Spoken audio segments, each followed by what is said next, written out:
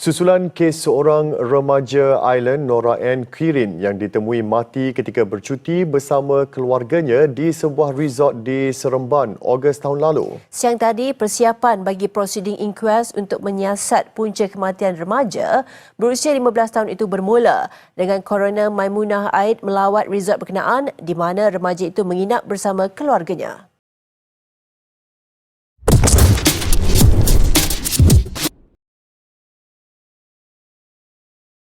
Kes kematian Nora Ann, pelancong warga negara Ireland yang ditemui mati di sebuah hutan di Negeri Sembilan mendapat perhatian dari dalam dan luar negara.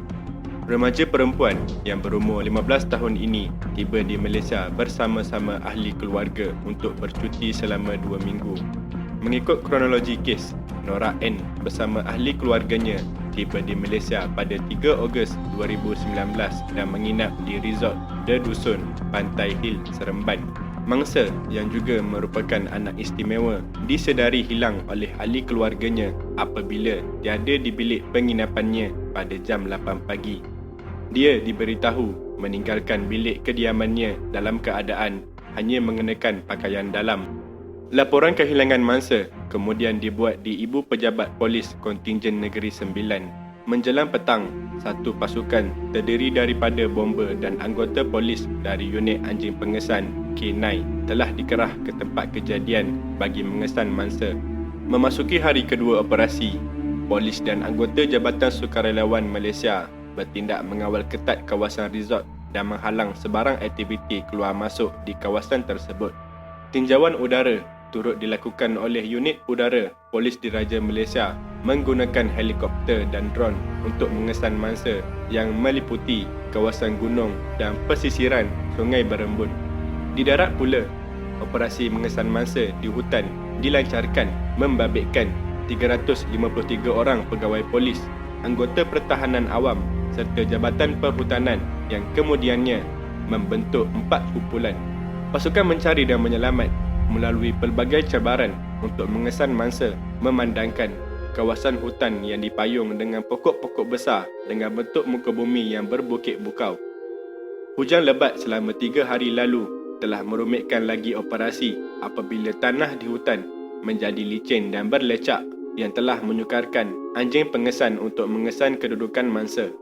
Pencarian mereka turut dibantu oleh penduduk kampung dan orang asli di kawasan tersebut yang secara sukarela menawarkan diri untuk membantu mengesan Nora Ann.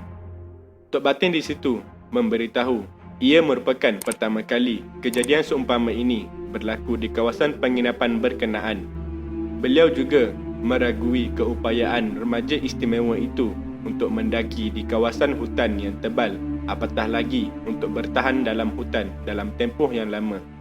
Selain daripada pihak berkuasa Malaysia, polis dari luar negara seperti Ireland, England dan Perancis juga tiba untuk membantu menyiasat kes kehilangan Nora Ann. Kehilangannya juga telah menjadi tajuk berita hangat dan mendapat liputan media antarabangsa seperti CNN, BBC dan Al Jazeera. Hari keempat operasi, polis telah bertindak merakam keterangan dari 20 orang saksi termasuk ahli keluarga bagi membantu siasatan. PDRM bagaimanapun mengklasifikasikan kes ini sebagai kes orang hilang dan menafikan terdapat sebarang unsur jenayah termasuklah penculikan.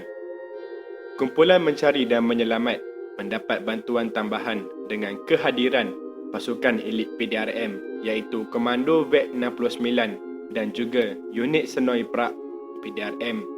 Pasukan Senoi Perak adalah unit khas yang keseluruhannya dianggotai oleh kaum orang asli. Kemahiran dan pengalaman mereka dalam selok-belok di hutan sedikit sebanyak dapat digunakan untuk mengesan kedudukan remaja berkenaan. Penduduk sekitar Pekan Pantai, Negeri Sembilan turut mengadakan solat hajat di masjid selepas solat Jumaat bagi melancarkan operasi mengesan mangsa.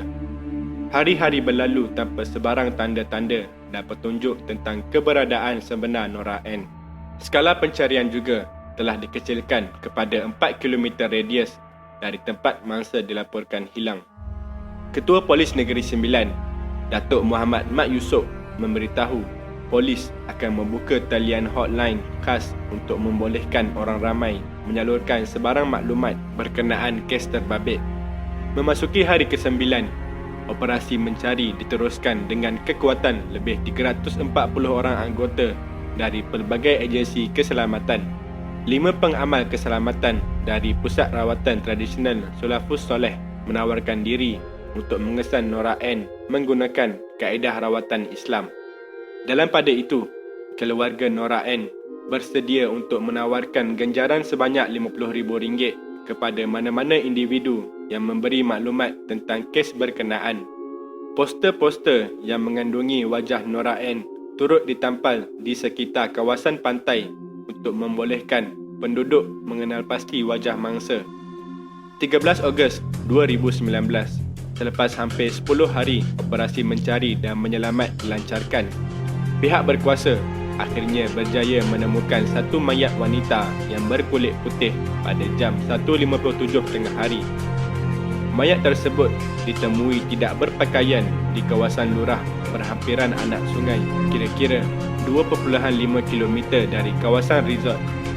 Lokasi penemuan mayat tersebut menimbulkan tanda tanya kerana ia berada dalam radius pencarian dan kawasan tersebut telah beberapa kali dilalui oleh kumpulan pencari. Dengan jumlah anggota yang ramai, adalah mustahil jika difikirkan bahawa mereka terlepas pandang daripada melihat mayat tersebut. Hal ini telah menguatkan lagi dakwaan bahawa kehilangan Nora N adalah melibatkan unsur-unsur gaib dan bukanlah sesat semata-mata. Mayat berkenaan kemudian diterbangkan ke Hospital Tuanku Jaafar Negeri Sembilan untuk proses pengecaman mayat oleh ahli keluarga mangsa pada jam 9 malam.